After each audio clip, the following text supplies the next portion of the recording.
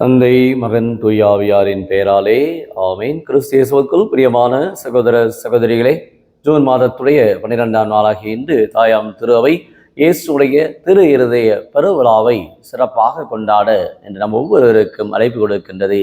இயேசு அன்புள்ளவர், இயேசு இரக்கமுள்ளவர், இயேசு பரிவுள்ளவர், இயேசு சாந்தமுள்ளவர். இயேசு எப்பொழுதுமே நம்மை அவருடைய இதய அன்பிலிருந்து நம்மை அரவணைத்து பாதுகாக்கக்கூடியவர்.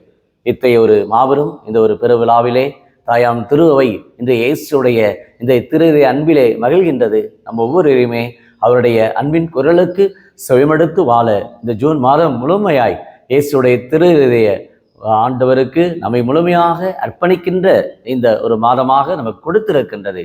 ஆகவே இயேசுடைய திரு இருதய ராஜாவுடைய இந்த படத்தை நாம் புதுப்பிப்போம். நம்முடைய அன்றாட வாழ்விலே இயேசுடைய இந்த திரு இதய படத்தை நாம் உற்று நோக்கி பார்க்கின்ற பொழுதெல்லாம் இயேசுடைய அன்பான பார்வை, நான் உன்னோடு இருக்கிறேன், அஞ்சாதே, நீ பயப்படாதே, நான் உன்னோடு இருக்கிறேன், உன் வீட்டிலே நான் இருக்கிறேன், உனக்குள்ளே நான் வாழ்கிறேன்.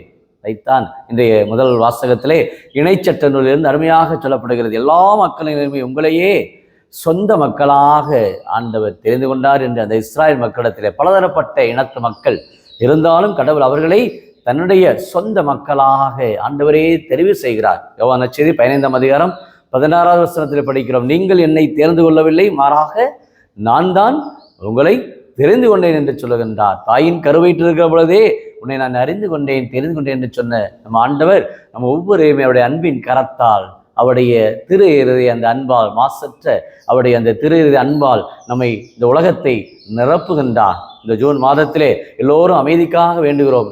ஆண்டவருடைய அந்த இரக்க பெருக்கத்திற்காக வேண்டுகிறோம். இயேசுவே என் மீது இரக்கமையும், இயேசுவே தாவீதின் மகனே என் மேல் இரக்கமையும் என்று எத்தனையோ நோயாளிகள், உடல் மன நோயாளிகள் இயேசுவை பார்த்து அபயக்குரல் எழுப்புகிற பொழுது அவர்களை ஆண்டவர் அன்பு செய்தார், அவர்களுக்கு அற்புதங்களை நிகழ்த்தினார். இதைத்தான் இன்றைய நாளில் என்ன பார்க்கிறோம். ஆண்டவர் நம் ஒவ்வொருவருக்கும் அவருடைய உண்மையான இறைவன் எனவும் ஆண்டவரே கடவுள் எனவும் நீங்கள் அறிந்து கொள்ளும்படியாக ஆண்டவர் நம்மை வெளிப்படுத்துகிறார். அவர் மீது அன்பு கூறுவோருக்கும் அவரின் கட்டளை கடைபிடிப்போருக்கும் 1000 தலைமுறை வரைக்கும் தம் இரக்கத்தின் உடன்படிக்கையை காக்கின்றவர் அவரே. தலைமுறை தோறும், அது 1000 தலைமுறை தோறும் நம்மை ஆசிரியக்கூடியவர். அவர் மீது அன்பு கொள்ள வேண்டும், அதே சமயத்திலே அவருடைய கட்டளைகளை நாம் கடைபிடிக்க வேண்டும் என்பதை முதல் வாசகம் ஆணித்தரமாக நமக்கு கூறுகின்றது. 2ஆம் வாசகத்திலே யோவான் அந்த திருமடலிருந்து அருமையாக கொடுக்கப்பட்டிருக்கிறது. ஒருவர் மற்றவரிடம் அன்பு செலுத்துவோமாக. ஒருவரும் கடவுள் அன்பு, இயேசுடைய திருதய அன்பு, அதை கடந்து வருகிற பொழுது நாம் வாழக்கூடிய இந்த சமூகத்திலே சகோதர சகோதரிகளை நாம் அன்பு செய்ய வேண்டும். அன்பில் நிலைத்திருங்கள். அருமையாக அந்த வாசம் முடிகிறது. கடவுள் அன்பாக இருக்கிறார். இதுதான் இன்றைக்கு எல்லா மதத்திலும் சொல்லப்படுகிறது. அது எந்த ஒரு மதமாக இருந்தாலும் கடவுள் அன்புதான் அது வெளிப்படுகிறது.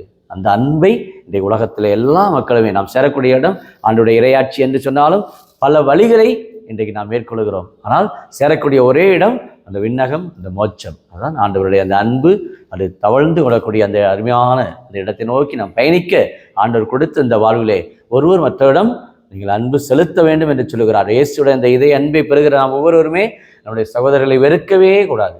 அவருடைய செயல்கள் வேண்டால் நாம் பிடிக்காமல் இருக்கலாம். அவர் வேணால் நமக்கு பிடிக்காத செயல்களை செய்யலாம், வேண்டாத காரியங்களை செய்யலாம். இன்னைக்கு பார்க்குற அநேக தீய சக்திகள், அநேக தீய கட்டுகளினால் அநேக பேர் அலைக்கழிக்கப்பட்டு பல்வேறு விதமான அழிவு சூழ்நிலைக்கு செல்லக்கூடியவர்கள், அநேக பிள்ளைகள், தடுமாறக்கூடிய பிள்ளைகள் போராட்டத்தோடு இருக்கிறார். அதனால் யாரையும் நாம் வெறுக்கவே கூடாது. ஒரு மனிதர், எந்த மனிதரையுமே உள்ளத்திலே அந்த செயல்களை வேணால் கண்டிக்கலாம், ஆனால் அவர்களை நாம் முழுமனதோடு அன்பு செய்ய வேண்டும் என்றுதான் நான் பார்ப்பது. அவர் மனிதனை மனிதனாக, ஆண்டவர் நம்முடைய கடவுள் மனிதனை தன்னுடைய சாயலாக, தன்னுடைய பாவனையாக உண்டாக்குவோம் என்று தொடக்க புத்தகம் 1ஆம் அதிகாரம் 26ஆம் வசனத்தில் சொல்லுகிறார். அப்போ இயேசு அப்படிப்பட்ட வாழ்வு எடுக்கக்கூடியவர், கடவுள் இறைவன், அன்புள்ளவர், இரக்கமுள்ளவர். அதை தன்னுடைய நட்சத்திரம் கூட சொல்லுகிறார்.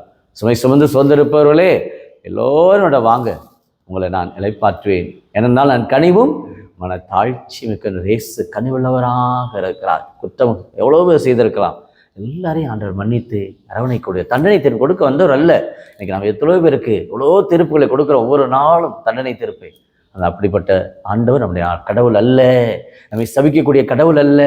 மாறாக நம்ம ஒவ்வொருவரையுமே மன்னித்து அரவணைத்து அன்பிலே நம்மை வாழச் சொல்லக்கூடியவர் தான். அதை குடும்பத்தில் பார்க்குறோம். இன்றைக்கு கணவர் மனைவியை வெட்டி கொள்வதும், மனைவி கணவரை வெட்டி கொள்வதும், இன்றைக்கு பெற்றோர்கள் பிள்ளைகளை வெட்டி கொள்வதும், அனாதை இல்லங்களை தள்ளுவதும், அவருடைய அன்பிலிருந்து விலகிச் செல்வதும் நிறைய பேர் அன்பு செய்து இன்றைக்கு வாழ்க்கையிலே விரக்தி அடைந்த நிறைய பேர் குடும்பத்தில் இன்றைக்கி பெற்றோரை பார்க்கிறோம், பிள்ளைகளை பார்க்கிறோம், கணவரை பார்க்கிறோம், மனைவியை பார்க்கிறோம். எவ்வளவு நான் அன்பு செய்வது போதும், இந்த அன்பினால் என் வாழ்விலே இவ்வளவு வெறுப்பை தான் பெற்றிருக்கிறேனே, இவ்வளவு அன்பு செய்து இவ்வளோ கஷ்டத்தை தான் நான் அனுபவித்திருக்கிறேன் என்று வேதனையோடு இருக்கிறோம்.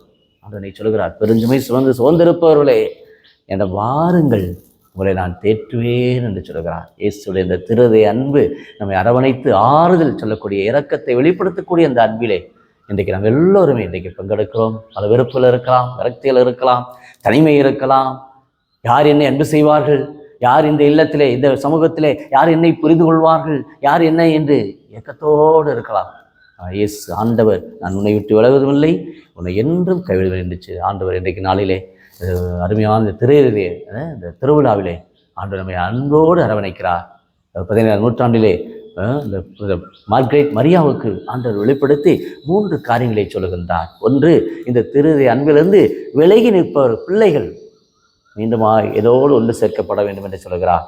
அதே வேளையிலே 2வது, நிந்தை அவமானத்துக்கு இயேசுடைய இந்த இதய அன்பிலே புரிந்து கொள்ளாத பிள்ளைகள், நிந்தை அவமானத்துக்கு இயேசுவை விற்ற பிள்ளைகளை இயேசு முழுமனதோடு மன்னிக்கிறார் என்பதை இந்த வாக்குத்தத்தமாக சொல்கிறார். 1வதாக, இயேசுடைய அன்பு ஒரு தாராளமான அன்பு, எல்லோரையும் அன்பு செய்யக்கூடிய ஒரு அன்பு.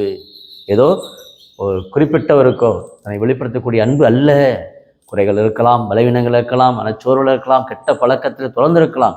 நான் மீண்டும் என்னை நோக்கி வருகிற பொழுது அவளை அன்போடு அரவணைப்பேன் என்ற ஒரு வாக்குத்தத்தத்தையும் மார்க்ரெட் மரியாவுக்கு இந்த நாளிலே ஆண்டவர் வெளிப்படுத்தியிருக்கிறார். அத்தகைய திரு அன்பு விழாவை கற்பிக்கிறார். நாம் ஒவ்வொருவருமே குடும்ப தலைவராக இருக்கலாம், குடும்ப தலைவியாக இருக்கலாம், நாம் ஒவ்வொருவருமே இயேசுடைய அன்பிலே நான் நிலைத்திருப்போம், என் அன்பில் நீங்கள் நிலைத்திருங்கள் என்று ஆண்டவர் நம்மை அன்போடு அழைக்கிறார். இயேசுவோடு இணைந்திருப்போமா? ஜெபிப்போமா?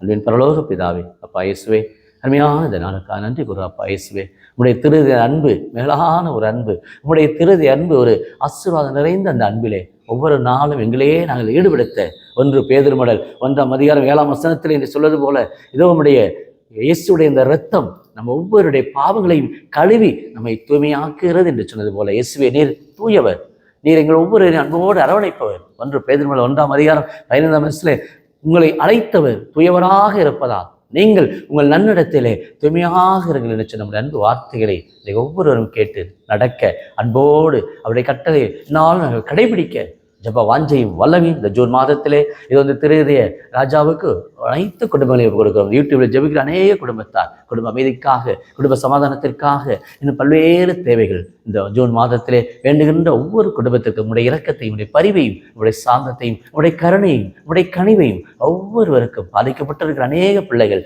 மனக்காயங்களோடு இருக்கிற அநேக பிள்ளைகளே தேவரே நீதாமே உடைய இரக்கத்தினால், உடைய பரிவினால் அவர்களை தேற்றிட வேண்டுமாய், அவர்களுக்கு நல்ல புது வாழ்வை, புதிய இதயத்தை அருள்வேனுடைய எஸ்ஐகள் புத்தகம் 36ஆம் அதிகாரம் 26 வசனத்திலே கல்லான இதயத்தை எடுத்துவிட்டு சதையாலான இதயத்தை பொருத்துவேன் என்று சொன்னது போல, என்னுடைய சட்டத்தை அவருடைய இதயத்தை பதிப்பேன் என்று சொன்னது போல, ஒவ்வொருடைய இதயத்திலும் இன்றைக்கு இருக்கிற அநேக குளறுபடிகள், ஒவ்வொரு இதயத்திலும் இருக்கிற பல்வேறு விதமான பாகுபாடுகள், ஏற்றத்தாழ்வுகள், ஒவ்வொரு இதயத்திலும் இருக்கிற பல்வேறு சிக்கல்கள், மன உளைச்சல்கள், மன அழுத்தங்கள் அனைத்திலிருந்தும் விடுதலையும் வெற்றியும் வாழ்வும் நிறைவாய் கொடுத்து கிறிஸ்து இந்த நாள் முழுமையாய் எங்களை வழிநடத்தி காத்தல வேண்டுமாய் கிறிஸ்து வழியாமை மன்றாடுகிறோம். ஆமீன்.